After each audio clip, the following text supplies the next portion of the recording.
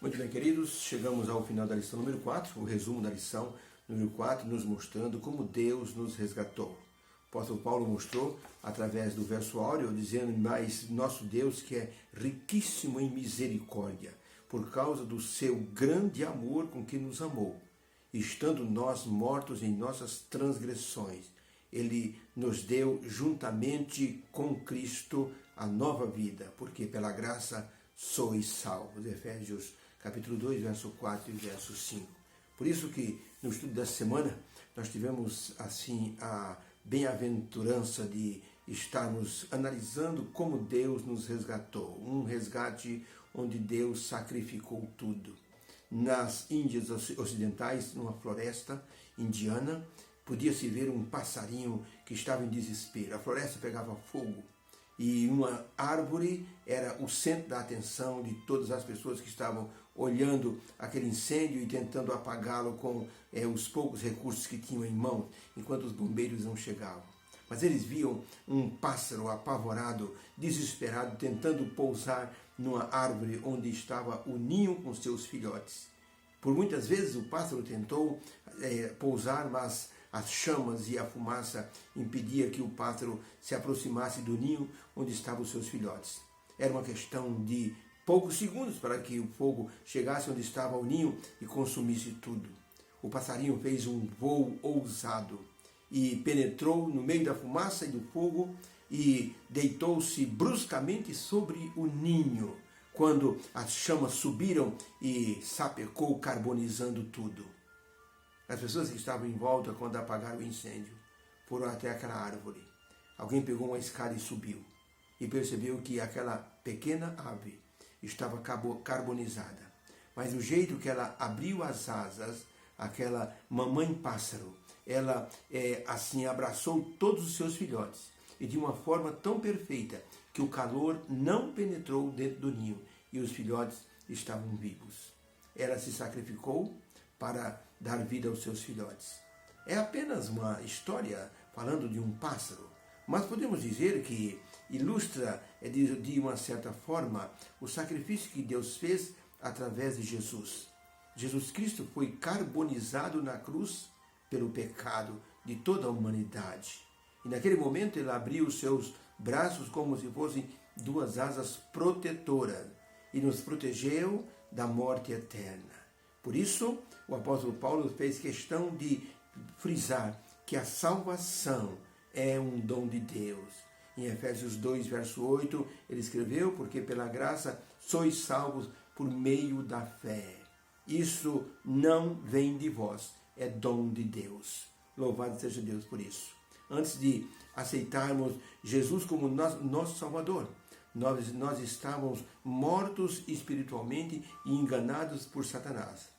Paulo mostrou aos crentes efésios que Deus os resgatou utilizando 3 etapas. Primeiro, Deus nos encontrou espiritualmente mortos.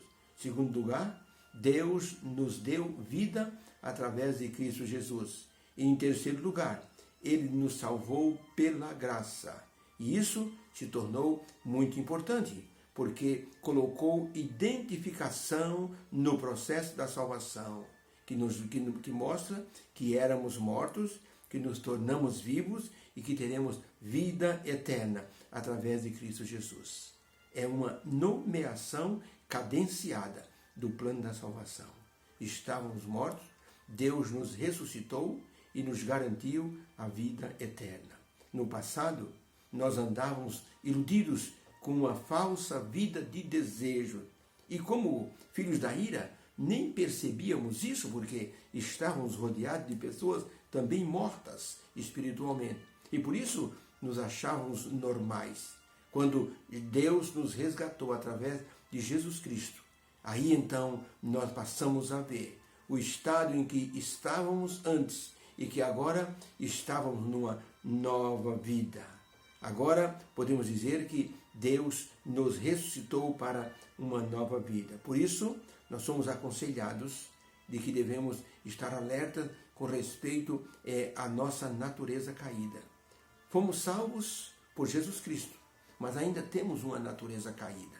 E o diabo pode facilmente manipular essa natureza caída para nos fazer pecar e assim perdermos a salvação. Por isso, Jesus nos aconselhou a vigiarmos. Ele disse em Mateus 26:41, vigiai e orai, para que não entreis em tentação. E assim nós poderemos desfrutar dos banquetes da graça para nossa edificação espiritual. Então, éramos mortos, Deus nos vivificou, ou seja, nos ressuscitou, nos deu uma nova vida. Ele, pela exaltação de Jesus, nos fez entrar nos lugares celestiais e nos garantiu a vida eterna, e hoje Ele nos alimenta espiritualmente para que nós possamos, então, estar vivos espiritualmente. Um moço ganhou uma viagem em um navio, um cruzeiro em um navio. Foi um brinde, num sorteio ele ganhou essa viagem. Por 10 dias andaria num cruzeiro maravilhoso. O dinheiro estava curto. Ele disse, como é que eu vou comer no navio, hein? Puxa, ela tem um restaurante, deve ser muito caro. Ele preparou lanches para os 10 dias. Preparou garrafas e garrafas de suco. E foi com aquela maletona onde havia pouca roupa e muito alimento. Ele comeu no seu camarote durante 5, 6 dias. Mas a sua despensa acabou. E ele ficou sem comida no 7º dia. Não aguentou ficar mais 2 dias sem comer. Se aproximou do comandante e disse, eu não quero perturbar, senhor comandante, mas nessa viagem o dinheiro estava curto, eu trouxe algum lanche para que eu pudesse comer no meu camarote, mas a minha comida acabou e eu estou há 2 dias sem comer. Eu aceitaria qualquer sobra do restaurante para me alimentar. O comandante disse, como é que é? O senhor comeu no camarote durante esses 7 dias? Inacreditável. Moço, a viagem que o senhor ganhou tinha todas as refeições inclusas no prêmio que o senhor ganhou. Por favor, vamos ao restaurante jantar. O senhor poderia ter se fartado durante todos esses dias e comer o sanduíche no seu camarote. A falta de conhecimento é algo que estraga a vida de qualquer pessoa. Temos que ter conhecimento de que as riquezas da graça nos permitem nos alimentarmos espiritualmente, desde o novo nascimento até a segunda vinda de Jesus. Quem é que promove essa alimentação? O Espírito Santo. Era isso que Paulo queria que os crentes efésios tomassem conhecimento. Não fiquem preocupados com os demônios. Não fiquem preocupados com as coisas do dia. Não andeis ansiosos. Deus já prometeu que vai nos alimentar espiritualmente pela graça até a vinda do Senhor Jesus Cristo. Isto ilustra que quando nós não temos conhecimento de que a ressurreição que Deus operou em nós trouxe a bênção assim da exaltação espiritual, se a pessoa não tem conhecimento disso, a pessoa vive como um pobre espiritual. Não pede nada a Deus, não usufrui das bênçãos, não tem poder para operar nada em favor dos outros e não tem frutos abençoados do Espírito Santo na vida.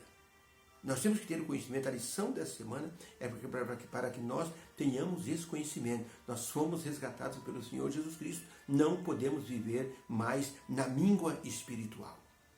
Temos que entender que fomos salvos fisicamente, porque vivíamos iludidos pelos prazeres desse mundo, e fomos ressuscitados espiritualmente.